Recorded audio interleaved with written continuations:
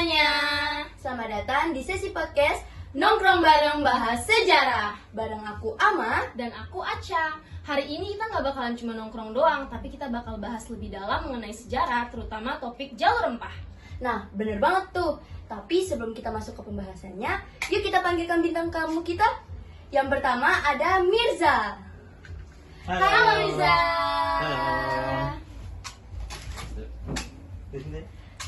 Dan yang kedua ada Kelly.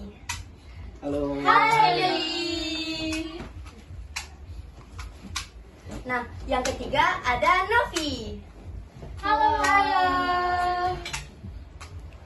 Nah, yang selanjutnya ada Mike. Halo Mike. Selanjutnya ada Selin. Halo Selin. Dan yang terakhir adalah Julio. Halo. Halo Julio.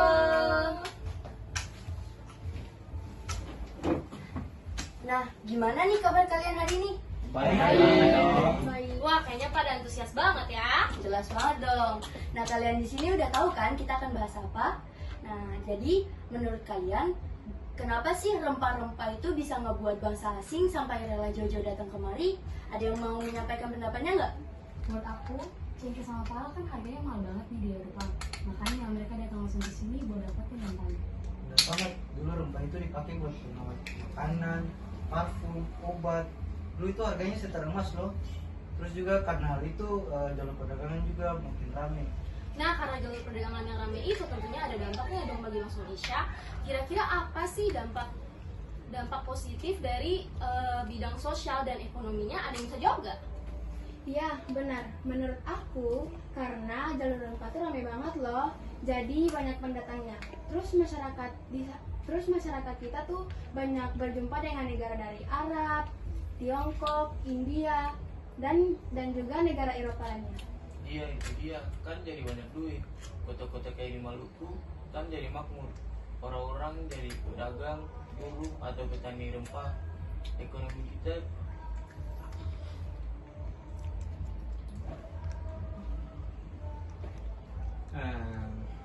tapi kayaknya ada sisi buruknya juga sih. Ya kan rempah kita dicari nih. Tentu bangsa Eropa datang buat monopoli. Nah, jadi kasihan juga ke petani kita. Mereka kasih mereka dengan harga yang murah. Nah, betul banget tuh. Negara kita kan sebenarnya adalah negara yang kaya. Tapi karena dieksploitasi oleh para penjajah, negara kita itu kekurangan bahan-bahan yang tadi tidak disebutkan. Karena itu negara kita itu menjadi miskin. Nah, penjelasan dari kalian udah keren banget nih. Kan tadi kita udah membahas soal dampak ekonomi dan sosial. Gimana kalau misalnya dampak politik dan budaya? Gimana rempah-rempah bisa ngebentuk negara dan budaya kita?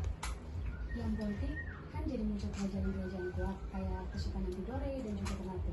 Mereka jadi punya kekuasaan besar karena menguasai perdagangan rempah.